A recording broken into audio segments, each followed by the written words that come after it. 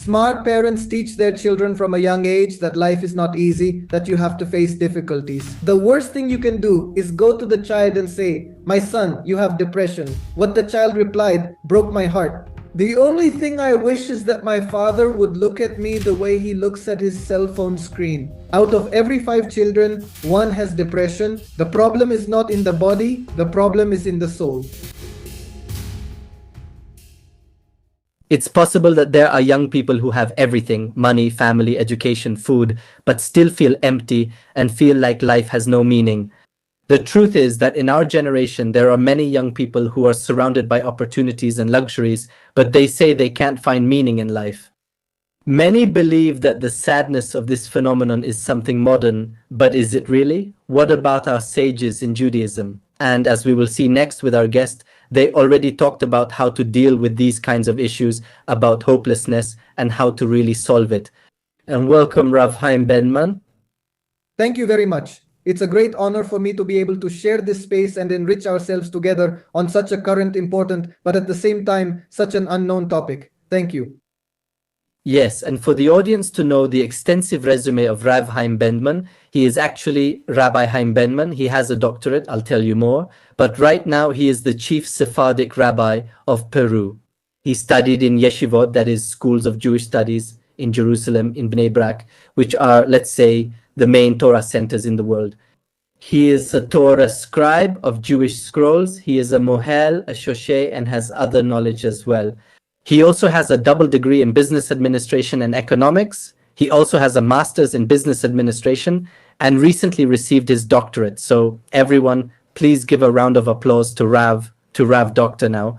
And what brings Rav here at this moment is that he has very extensive experience with hundreds of cases on the topic we're discussing about, let's say, youth depression.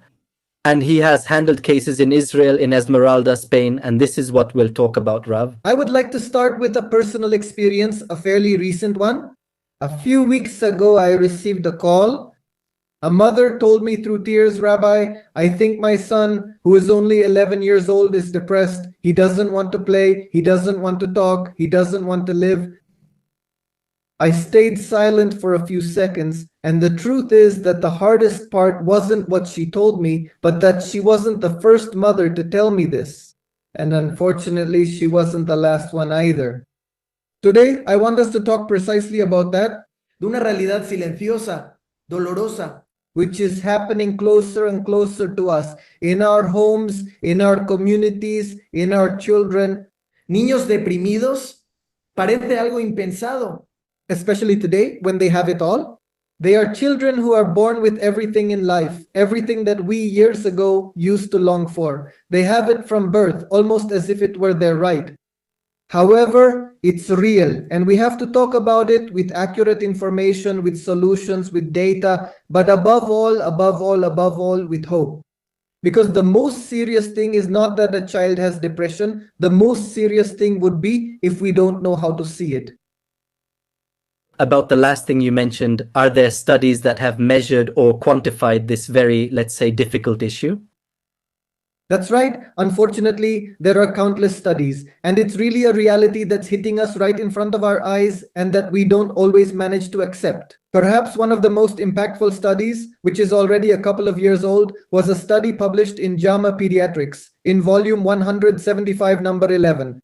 It was a study conducted among children aged 10 to 18, which concluded that the rate a couple of years ago, almost worldwide, of depression in these children in this very young age group is 25.2%, and of anxiety is 20.5%. To put it in perspective, we're looking at the fact that out of every 5 children, one has depression who suffers from anxiety. If there's a class with 30 students, it's not just one. There are several students who are suffering from this condition, which unfortunately is often largely unknown. And parents, due to a lack of tools, instead of paying attention to their children and helping them, think that the child is exaggerating or that it's something that will go away on its own. However, that's not true. And there are more and more studies showing that the situation is getting more and more serious, and therefore it's more important that we become aware, that we analyze and understand the situation, and that we can finally put a solution in place. Take care How can you identify so they understand? How can someone do this in order to reverse it? Thank you. Thank you. That's a very good question. The truth is, in order to identify it, different doctors say that there are different symptoms common to children who suffer from these emotional ailments. For example, these are children who have been described as suddenly losing their enthusiasm, losing their motivation. It's as if they don't feel like doing anything. Sometimes they lose their appetite, they're not hungry, and they often show low self-esteem. Sometimes they even cry without any explanation to justify it. They're frequently tired. It's not normal for a child who should be running and playing to tell you that they're tired and want to rest. Sometimes they isolate themselves, they don't like to spend time with friends, they don't want to play with them, sometimes they have trouble sleeping.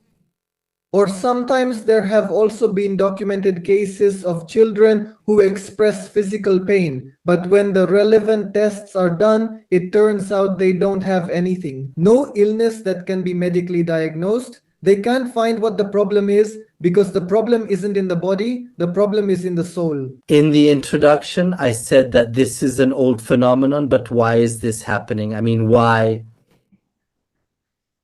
That's the big question. Why? What's happening? How is it possible that the more conveniences and material goods we have, the more emotional problems we face, mainly depression? And the tougher question would be, why is it precisely the most vulnerable are children, those who should be the happiest and most joyful every day of their lives? The answer is that the world is changing too fast. So fast that we're not always prepared to face the world as it comes, because the world we see today is not the world we saw when we were children. Rabbi, in his introduction to his book on raising children, says that in the past, a generation was made up of about 15 years until there was a generational change. But nowadays, almost every year, there's a generational change, a change in mentality, a change in values, in identity. The world is moving too fast, and we have to be alert so that we don't lose that important race. The first problem, and this might be the most serious and drastic one, is that our children from a very young age are exposed to stimuli that they don't know how to deal with. They just don't know how to face them or how to understand them. They haven't received the right tools. They've learned how to add and multiply in school, but they haven't learned how to overcome all those stimuli they're exposed to, whether they want to or not. Let's analyze for a moment. Let's ask ourselves, what is the daily life of an average child like? The child leaves school, arrives home, eats, and does his extracurricular activities. He also eats, has dinner with the family until he finally goes to his room. He lies on the bed, so what does the child do? Of course, he follows the most important rule nowadays. It's mandatory, which is to use the cell phone. Now let's ask ourselves for a moment what that child sees on that screen that absorbs all his attention for several hours every day. The child gets to his screen and starts scrolling with his finger through different TikToks, shorts. He sees the posts and profiles of his friends, and what does he see? First of all, he sees that his friend from school just went on a trip and just posted a photo in New York, and the first thing he thinks is, wow, what a beautiful place. I've never been there. I've never had that opportunity. But he keeps scrolling and sees that another friend just posted about the new helicopter, the electric one that his parents just gave him as a gift. And he sees it and says, wow, I would also like to have that gift, but my parents don't have the financial means. Suddenly he sees another kid post a beautiful photo with his parents and he says, wow, it's a shame that my dad divorced my mom and I don't have the chance to be with both of my parents together. And he keeps scrolling down and sees that another person posts their progress at the gym and shows off all their muscles like it's trendy nowadays. And he says, wow, I don't have those muscles. He keeps scrolling and sees a friend post about getting a great grade at school.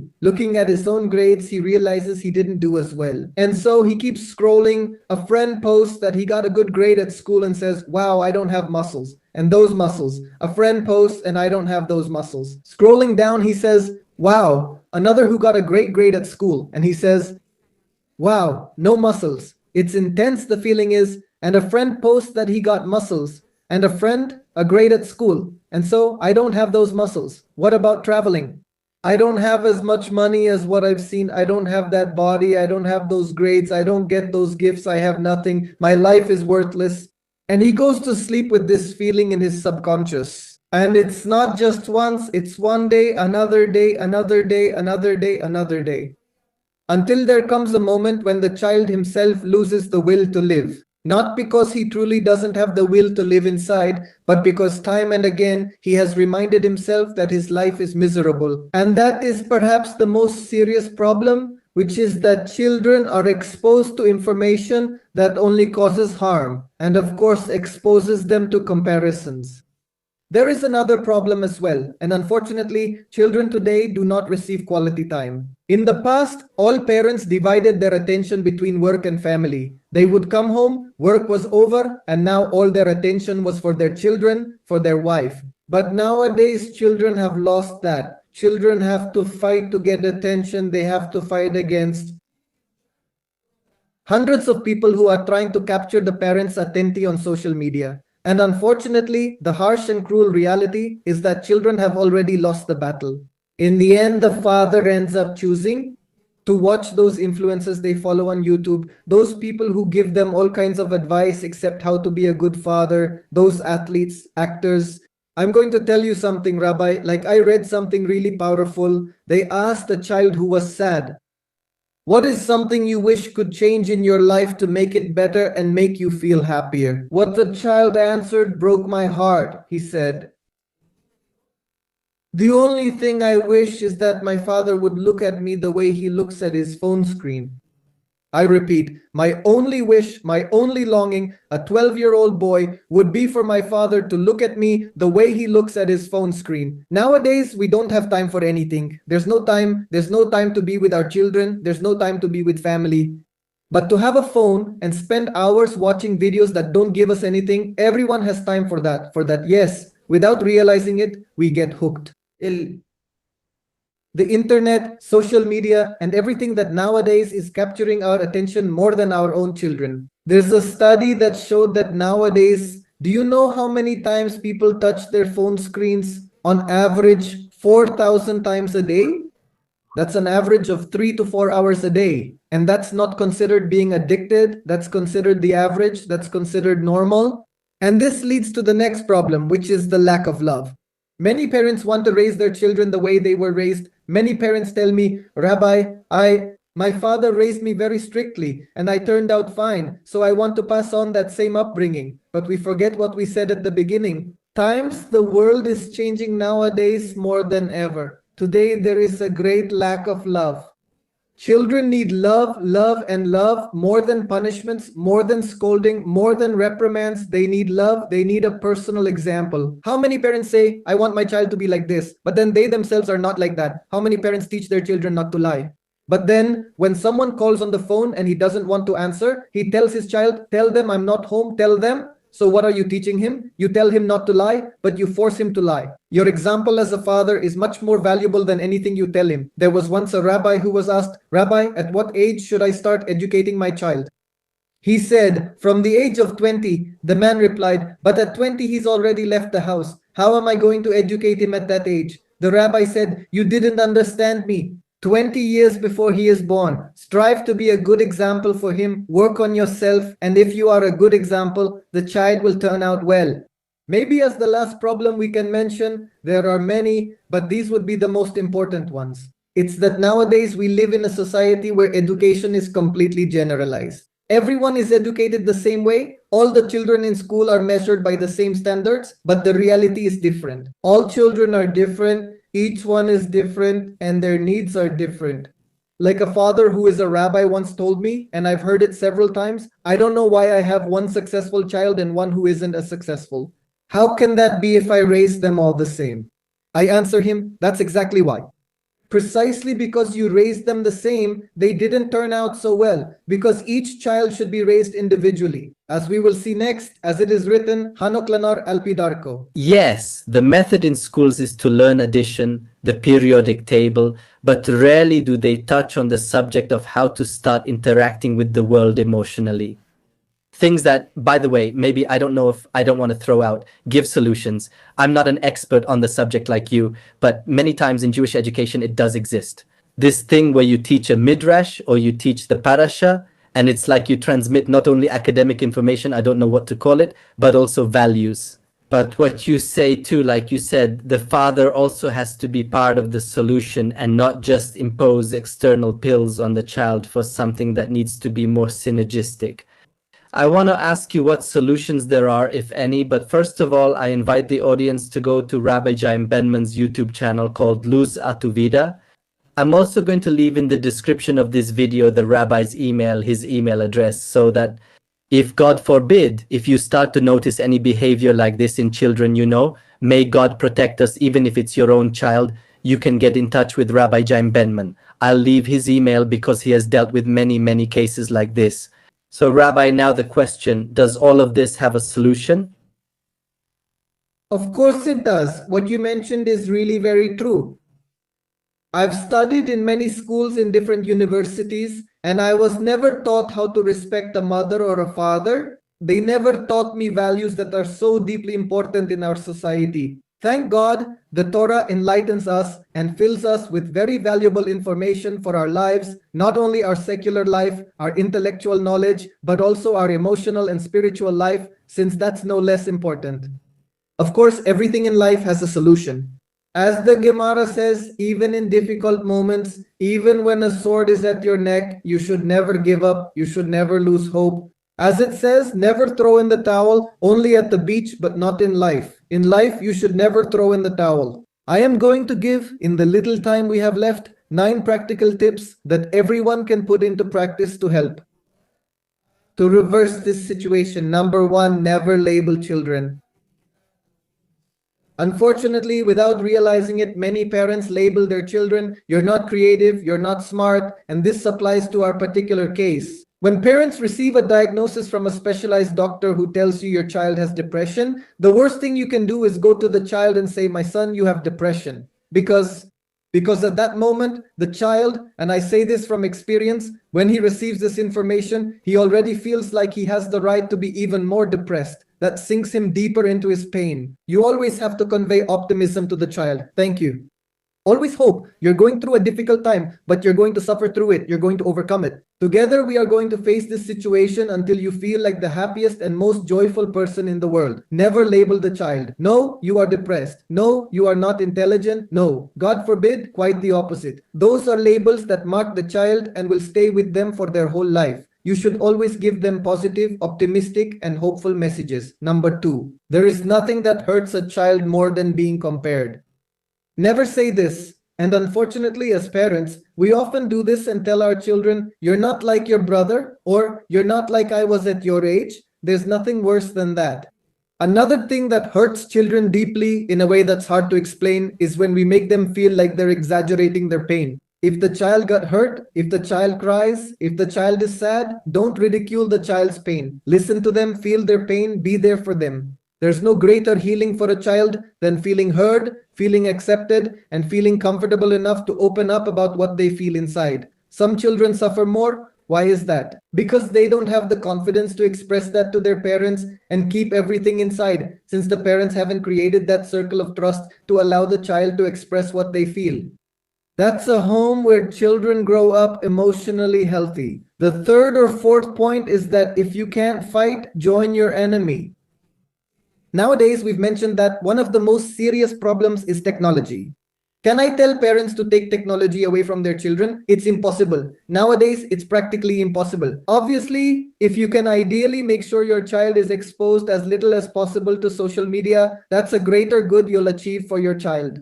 There's a European study that was done with 4,000 teenagers, and it showed that those who were addicted to social media were 3 times more likely to have suicidal thoughts. And there's another very strong study as well from the University of California in San Francisco from the year 2025, very recent, that followed 12,000 children between the ages of 9 and 13. And it showed that the greater the exposure of these children to social media, the higher the probability of having depression, anxiety, and suicidal thoughts. Therefore, the ideal thing is to avoid exposure. But what do I do if I can't do that? If my child already has their phone and I can't limit it? At minimum, the concept we need to convey to our children is simple. And this changes everything. Dear son, you should know that a person who is happy, a person who is fulfilled, doesn't need to prove to anyone that they're happy because they're already happy. The one who needs to publicly show how happy he is, how much money he has, and how successful his life is, the more he shows it, the more it demonstrates his inner emptiness. The more it shows that he's not happy. When you teach that to the child, you change his mindset. That means that every time the child looks at the screen and sees all that fake success, instead of feeling envy, he will feel sorry for them and say, "Thank God, I am happier than they are because I don't need to prove this to anyone." They will no longer feel that their life is miserable. On the contrary, it's about changing the mindset. It's about changing the root of the thought, and automatically all those feelings of emptiness will disappear. All these points can be expanded on in entire conferences. Right now, I'm only mentioning the most relevant things so that each person can apply them to their own life. Another point, and this might be the most important of all, raise with love, not with strictness. The Torah gives us the most beautiful example. Jacob had two sons. Isaac had Esau and he had Jacob. And yet Esau, even though he was not good, the verse says that Isaac loved him. He loved his bad son. That is to say, he had two sons. Jacob, who was a tzaddik and a good person, a pure person, a holy person. And on the other hand, he had Esau, a person who was not good. And the verse says, whom did he love more? Esau. The question is, how can that be? How can you love the son who behaves the wrong way? I have a beautiful explanation. Isaac understood that true love is the greatest tool to help someone change. That's why he loved him. Because he understood that if he behaves badly, it's not because he's bad, it's because he feels bad. Like it says, there is no bad child. There is a child who feels bad. And love can change everything. A dose of love is stronger than 1,000 doses of punishment and scolding. When a child feels that their father, that their mother loves them, there is no greater force, no greater motivation to overcome difficulties, to move forward, to be well, to succeed in facing any challenge. Today, sadly, I see many parents who want to raise their children strictly because that's what they saw at home, but it's a mistake. The generation has changed. Our children need love, and they also need quality time. When we're with our children, put the phone away. I'm not asking you to throw away your phone, but at least when you're with your children, when you're with your wife, put the phone away and give your full attention. Look at your child the way you look at your phone when you're checking one thing after another. Another very important point for parents, don't scold for everything. We're used to seeing parents who are constantly criticizing their children without realizing it. Don't do that, and don't do that, and don't do that, and don't do that, and don't do that. The child is constantly receiving negative messages and it gets recorded in their subconscious. We need to change that. For every time you scold your child, you should give them at least 5 compliments. At least 5 compliments. I once visited Rabbi Rabkat's house in Jerusalem where one of his young grandchildren climbed onto the Shabbat table. We all thought the rabbi would scold him, but he just smiled and said nothing. And at that moment they asked him, "Rabbi, why don't you correct the child?" The rabbi with a big smile said, "Have you ever seen an adult climb onto the Shabbat table? Right? He'll fix that himself." Each time the father scolds, he sends a negative message to the child. So instead of constantly passing this negative judgment, focus on teaching only the things that you know the child won't learn unless you teach them. And always with love, always with affection, always explaining the reason behind things, not imposing. Another important point, helping children from a young age to overcome difficulties. Parents love their children so much that they give them everything on a silver platter, and that's wrong. That's how it is nowadays. Children grow up with all the comforts in the world, and what seems like something good becomes their worst enemy. Because since they haven't learned to overcome difficulties, when they go out into the world at 18 or 19, when they go to college, at the slightest difficulty, they fall apart. Smart parents teach their children from a young age that life isn't easy, that they have to face difficulties. They expose them to challenges, don't solve their problems, but support them as they overcome them. Overprotection isn't good, as we see with Dinah. Dinah was also overprotected. At the first opportunity she had, she left. And unfortunately, she ended up kidnapped and raped. And all of this? Why? The sages explain, because she was overprotected. At her first chance, she wanted to go out and explore. Finally, Hanoklanar Alpidarko, as we said before, not all children are the same. Each child is different. Each child has their own way of being, their own way of understanding life. To educate your child, you must first know them. Understand what interests, hurts, saddens, and brings each child joy, then educate accordingly, since every child is different and can't be taught the same way. And the first step is to get to know the child in front of you. And maybe, if I can give the most important advice of all, it's to pray. Ask God to enlighten us in the education of our children. Above all, in this generation we're living in, we're being exposed to all kinds of situations that aren't easy. May He enlighten us. May He give us strength to love our children, to care for them, to give them self-esteem, to fill them with happiness and success. And I sincerely hope that the person who manages to achieve this point by point with their children will never have to suffer what we've talked about. Unfortunately, the terrible situation we're seeing nowadays, and for the person who sees that their children are showing the symptoms we've mentioned before, don't be afraid. There is a solution. There's always an alternative. Hope is never lost. There are experts, professionals who will help guide your child. And you shouldn't be afraid. You need to identify it as soon as possible and also act as soon as possible. I want to take this opportunity to thank you immensely. It's an honor for me to share this with you, dear Rabbi Yaakov. I am a real fan. I admire you so much. It's impressive to see your intelligence, your wisdom, how you're able to share everything you know in such a simple way. I'm amazed when I watch your debates, and your classes are an example for my angels. Sorry to interrupt you. Like you, I also get a little nervous when there are compliments. But thank you, Rabbi Jaim Benman. You already know it's in the description if you want to get in touch. God forbid. Big greetings to everyone, and may we see sunny, happy days.